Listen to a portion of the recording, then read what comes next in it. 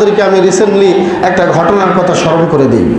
আমাদের এই ইসলামী জীবন ব্যবস্থার সাথে আমাদের বর্তমানের যারা শাসক, যারা নেতা, তাদের একটু হিস্ট্রিটা আমি একটু স্মরণ করে দিয়েই আলোচনার দিকে চলে যাব। ঢাকা দক্ষিণ সিটি কর্পোরেশনের মেয়র, নামটা অবশ্যই আপনারা জানেন। উনি রিসেন্টলি ওনার যে সংবাদ প্রকাশ হয়েছে আপনারা দেখেছেন হয়তোবা, প্রথম আলো, যেটাকে আলো মানে আলো বলা যাবে না, যত অন্ধকার এই পত্রিকার মধ্যে। তো এই পত্রিকায় একটা রিপোর্ট দেখলাম, ঢাকা দক্ষিণ সিটি কর্পোরেশনের মেয়র উনি 51 মাসে ওনার দুপুরবেলায় ওনার বাসা থেকে ওনার কার্যালয়ে সিটি কর্পোরেশনে দুপুরবেলা খাবার নিয়ে যেতেন। 51 মাসে, এই 51 মাস যাবৎ দুপুরের খাবার আনতে তার গাড়ির তেল খরচ হয়েছে 28,05,000 টাকা। সুবহানাল্লাহ বলবেন না নাউজুবিল্লাহ বলবেন? 28,05,000 টাকা 51 মাসে তার দুপুরের খাবার আনতে। এবং এখানে আপনারা যারা উপস্থিত আছেন একটু চিন্তা করে দেখেন, রাষ্ট্রের সম্পদ, দেশের সম্পদ, এই টাকার ভিতরে আপনার মোবাইলের রিচার্জের টাকা আছে, এই টাকার ভিতরে আপনি একটা জমি ক্রয় করেছেন, সেখান থেকে টাকা গিয়েছে, এই টাকার ভিতরে আপনি একটা পোশাক কিনেছেন, সেখান থেকে অ্যাডভান্স সেখানে কাটা হয়েছে। সমস্ত কিছু থেকে আপনি যাই ক্রয় করবেন সেখানে একটা % ঢুকেছে। আর সেই টাকা দিয়ে সে 51 মাসে দুপুরবেলা খাবারের জন্য 28,05,000 টাকা জনগণের মেরে দিল। এরপরে এখন আমি আপনাদেরকে নিয়ে যাই আবার ওই বদরের যুদ্ধে। দেখেন ইসলামী জীবন ব্যবস্থা কেমন আর কুফুরি জীবন ব্যবস্থা কেমন, একটু খেয়াল করেন। বদরের যুদ্ধের সময় বিশ্বনবী সাহাবীদেরকে নিয়ে যখন রওনা হলেন, রওনা হওয়ার সময় একটু আগে গিয়ে দাঁড়ালেন, দাঁড়িয়ে বললেন, সাহাবীরা বলো তো, আমরা তো আবু সুফিয়ানের বাণিজ্য কাফেলাকে আক্রমণ করার জন্য বের হয়েছিলাম, কিন্তু আমাদের কাছে তো তেমন সৈন্য সামন্ত নাই, তো ওদিকে আবার তারা প্রতিশোধ নেওয়ার জন্য দাঁড়িয়ে গিয়েছে, তোমরা বলো তো এখন কি করি? তখন আবু বকর, ওমর, ওসমান সবাই তো তাকরা যুবক, বলছে যে ইয়া রাসূলুল্লাহ, আপনি যেভাবে বলেন আমরা সেভাবে ঝাঁপিয়ে পড়ব। আর আমি এর আগে আরেকদিন বলেছি, বদরের যুদ্ধ মানে বাবার বিরুদ্ধে ছেলের যুদ্ধ, ভাতিজার বিরুদ্ধে চাচার যুদ্ধ, ভাইয়ের বিরুদ্ধে ভাইয়ের যুদ্ধ। এই যুদ্ধের নাম হচ্ছে বদরের যুদ্ধ। একটু পরে বিশ্বনবী আবার বললেন, হে আমার সাহাবীরা, ও আনসারী সাহাবীরা, তোমরা একটু বলো কি করা যায়। তখন আনসারী সাহাবীরা বলেছিল, ইয়া রাসূলুল্লাহ, ইয়া হাবিবাল্লাহ, আপনার নির্দিষ্ট সাহাবী যারা তারাই যেমন অনুমতি দিল, এবার আমরাও বলছি আপনি আমাদেরকে নিয়ে চলুন। লা নাকুলু কামা ইয়াকুলু বানু ইসরাঈল লিমূসা আলাইহিস সালাতু ওয়াস সালাম। হে আল্লাহর নবী, আমরা অমুক ব্যক্তির মতো বলবো না, বানি ইসরাইলের লোকেরা যেমন মূসা নবীকে বলেছিল, হে মূসা তুমি যাও আর তোমার রব যাও, ওখানে যুদ্ধ করো, আমরা যুদ্ধ করব না, বরঞ্চ আপনি আমাদেরকে নিয়ে চলুন।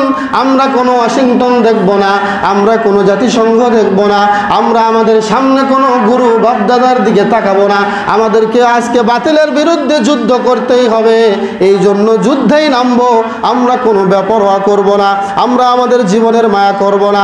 বিশ্বনবী যখন যাচ্ছিলেন, সাথে নিয়ে কিছু তলোয়ার ছিল আর কিছু যানবাহন ছিল। একটা যানবাহনের উপরে 2-3 জন করে ওঠা শুরু করলো। বিশ্বনবী একবার নামেন, আবার আবু লুবাবা আর উসমান আলী তারা যানবাহনের উপরে ওঠেন, আবার 2 জনে নামেন, আবার আল্লাহর নবী উটের উপরে ওঠেন। এইভাবে আল্লাহর নবী একবার উঠে ওঠেন, আর একবার আবু লুবাবা আর আলী তারাও উটের উপরে ওঠেন। এইভাবে উঠতে উঠতে এক পর্যায়ে আবু লুবাবা আর আলী রাদিয়াল্লাহু আনহু 2 জনে বিশ্ব নবীকে বলল, ইয়া রাসূলুল্লাহ, আপনি উঠে বসে থাকবেন, আমরা উটের দড়ি ধরে টানবো, আপনি আমাদেরকে উটের উপরে বসায়া দিয়া আপনি নিজে উটের রশি ধরে টানবেন, এইটা আমাদের দ্বারা সম্ভব নয়, এই কাজ আমরা করতে পারবো না।